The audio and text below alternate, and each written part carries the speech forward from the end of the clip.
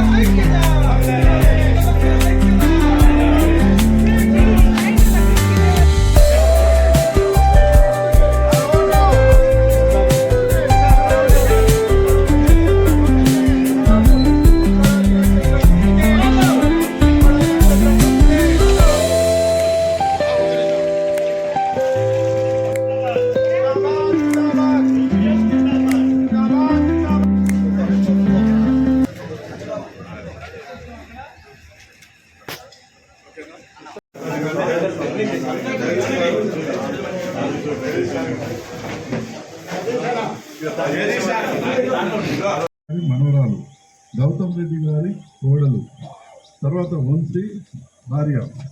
వీళ్ళకు పెద్ద చరిత్ర ఉంది కుటుంబానికి.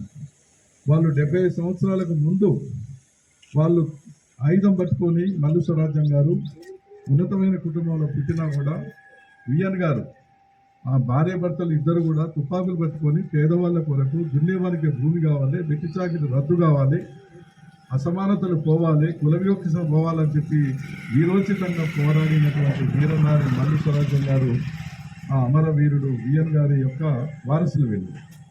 వాళ్ళు అప్పటి నుంచి ఇప్పటి వరకు కూడా వాళ్ళు అందించిన జెండా వదిలిపెట్టకుండా మరి ఇలా గౌతమ్ రెడ్డి గారు డాక్టర్ గుడి రిటైర్డ్ అయిన తర్వాత ఆయన ఏంటంటే ఈ ప్రాంతంలో సిపిఎం పార్టీలో ముఖ్య నాయకుడిగా పనిచేస్తూ ఉన్నాడు.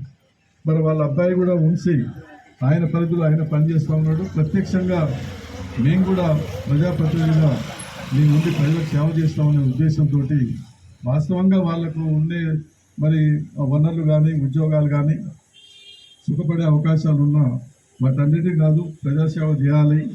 మనం ఎంతో చరిత్ర కలిగిన కుటుంబం నుంచి వచ్చాం కాబట్టి అనే ఉద్దేశంతో వాళ్ళు ఈరోజు ఈ మధులత ఇక్కడ జనరల్ అంటే మహిళ కాబట్టి వాళ్ళు చేయడానికి అవకాశం లేదు కాబట్టి మరి ఇప్పుడు మధులతని ఆ కుటుంబం నుంచి పెట్టడం అనేది జరుగుతూ ఉంది. ఇక్కడే ఇల్లు కాబట్టి 24 గంటలు మీకు అందుబాటులో ఉంది గౌతమ్ రెడ్డి గారు కానీ వాళ్ళు కానీ పనిచేయడం అనేది జరుగుతుంది. అందువరకే వాళ్ళు ఏం చెప్పినా చైర్మన్ క్యాండిడేట్స్ నలుగురు తిరుగుతున్నారు నాకే చైర్మన్ అని. అందుకని ఎవరికి అనేది ఏం గ్యారంటీ లేదు. ఒక ఆయన ఇప్పుడు క్యాంపులో నేను కాబోతున్నా అని చెప్పి ₹1 కోటి పట్టుకొని తిరుగుతూ ఉన్నాడు. ఇంకొక ఆయన బంగారుగడ్డలో ఇద్దరు తిరుగుతూ ఉన్నారు, ఇక్కడ ఒక ఆయన తిరుగుతూ ఉన్నాడు. అంతా చైర్మన్ క్యాండిడేట్లు కాబట్టి ఏంటంటే మనం చైర్మన్ క్యాండిడేట్లమే. చైర్మన్ క్యాండిడేట్ అనేది అందరు గెలిచిన తర్వాత ఎవరు నిలుకోవాలో వాళ్ళు నిలుకుంటారు. అందువరకు ఏంటంటే ఎన్నొట్టి మాటలు కావాలని చెప్పేటువంటి తప్ప ఎవరికేం గ్యారంటీ ఉండదు. కాంగ్రెస్ పార్టీలో ఎప్పుడు ఏమవుతుందో తెలియదు. వాళ్ళకి అసలు పూర్తి ప్యానల్ వస్తుందా అంటే అది కూడా డౌటే. వాళ్ళే తన్నుకుంటా ఉన్నారు. గ్రూప్ పంచాయతీలు మనం చాలా చూస్తున్నాం. మనం ఒక వార్డుకు అసలు బీఫామే ఇవ్వలేకపోయారు. ఈరోజు మున్సిపల్ ఎన్నికల్లో భాగంగా స్థానిక 17వ వార్డులో బీఆర్ఎస్ పార్టీ బలపరిచిన సిపిఎం అభ్యర్థికి మనం ఇక్కడ ఎలక్షన్లో భాగంగా కౌన్సిలర్ అభ్యర్థిగా నిలబెట్టుకోవడం జరిగింది.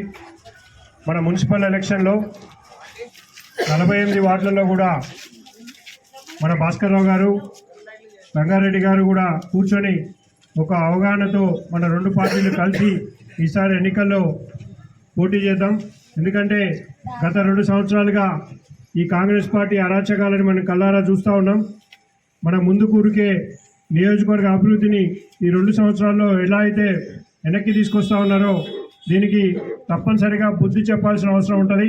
కాబట్టి మనం ఆ ప్రతిపక్ష యాంటీ గవర్నమెంట్ ఓటుని చీల్చకుండా మనందరం కలిసి పోరాడితే తప్పనిసరిగా ప్రజలకు న్యాయం జరిగే విధంగా ఉంటుందని చెప్పి పెద్దలిద్దరు కూర్చొని ఒక అవగాహనకి వచ్చి సిపిఎం పార్టీ మన మిర్యాలగూడ మున్సిపాలిటీలో 6 వార్డులలో మరియు మన బీఆర్ఎస్ పార్టీ 42 వార్డులలో అవగాహనతో పోటీ చేస్తూ ఉన్నాం. 42 వార్డులలో సిపిఎం పార్టీ లీడర్స్ కానీ సిపిఎం పార్టీ టీం కమిటీ కానీ సిపిఎం పార్టీ బలపరిచే వాళ్ళు కానీ అందరూ కూడా మన బీఆర్ఎస్ పార్టీ కౌన్సిల్ అభ్యర్థి గెలుపులో 100% వాళ్ళందరూ కూడా మనకు సహకరిస్తూ ఉన్నారు.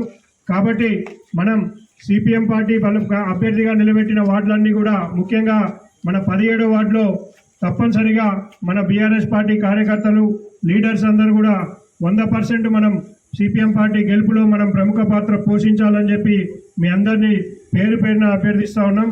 బలపరిచిన మధులత సిపిఎం అభ్యర్థిని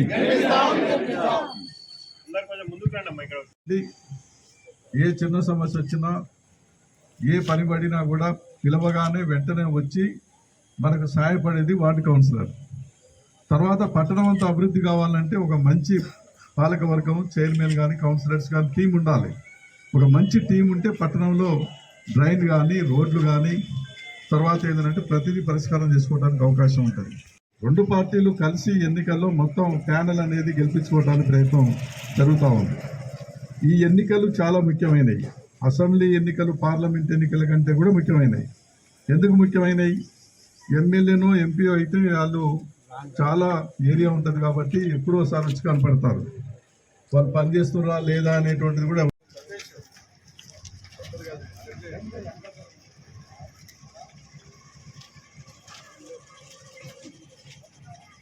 గెలిపించండి. టీఆర్ఎస్ బలపరిచిన సిపిఎం అభ్యర్థిని టీఆర్ఎస్ పార్టీ బలపరిచిన సిపిఎం అభ్యర్థిని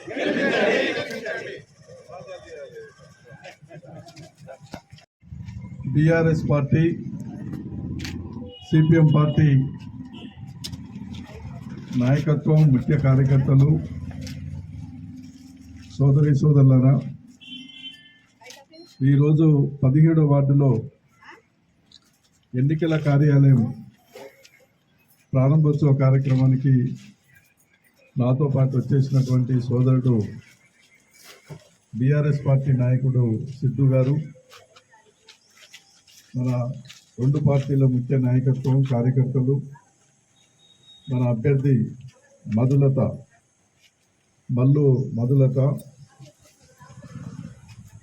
మీ అందరికీ ప్రత్యేకంగా ధన్యవాదాలు. ఎంతో ఉత్సాహకరమైనటువంటి వాతావరణంలో 2 పార్టీలకు సంబంధించిన కార్యకర్తలు గత 4-5 రోజుల నుండి మీరు డోర్ టు డోర్ క్యాంపెయిన్లో పాల్గొని ప్రతి ఓటర్ని కలవటం అనేది జరుగుతుంది. మాకున్న సమాచారం ప్రకారంగా ఇక్కడ మంచి మెజార్టీ తోటి మధులత గెలవబోతుంది అని చెప్పేసి ప్రజల నుంచి మాకు ఆ రకమైనటువంటి అభిప్రాయాలు వస్తూ ఉన్నాయి. 2 పార్టీల కార్యకర్తలు నాయకత్వం కూడా చాలా పట్టుదలగా చిత్తశుద్ధితో పనిచేయడం జరుగుతుంది. ఇవాళ బీఆర్ఎస్ పార్టీ సిపిఎం పార్టీ ఈ ఎన్నికల్లో సీట్ల సర్దుబాటు చేసుకొని మనం ముందుకు పోతా ఉన్నాం. ఎందుకు చేసుకోవాల్సి వచ్చిందన్నప్పుడు ఇవాళ కాంగ్రెస్ పార్టీ అధికారంలోకి వచ్చి 2 సంవత్సరాలు అయిపోయింది.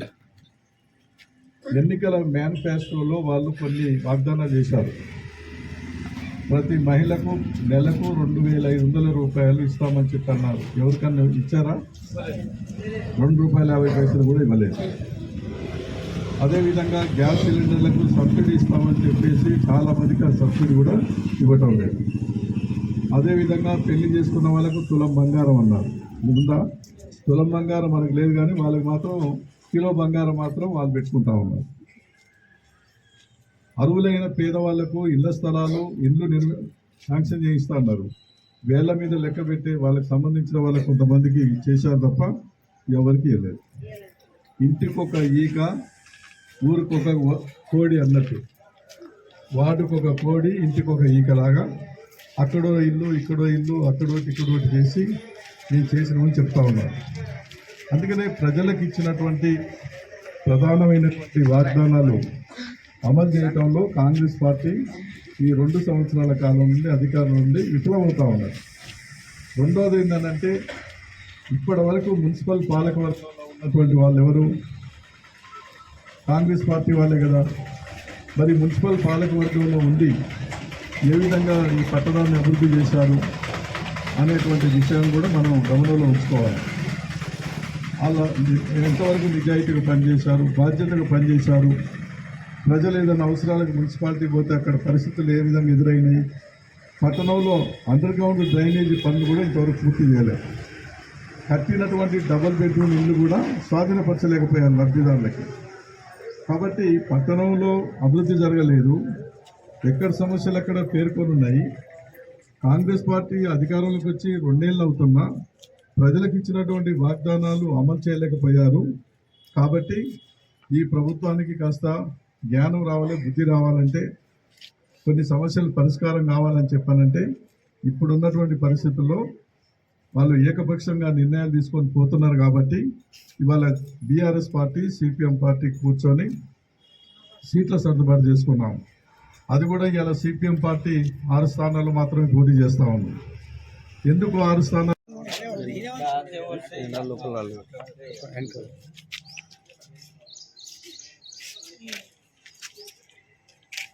ఓకే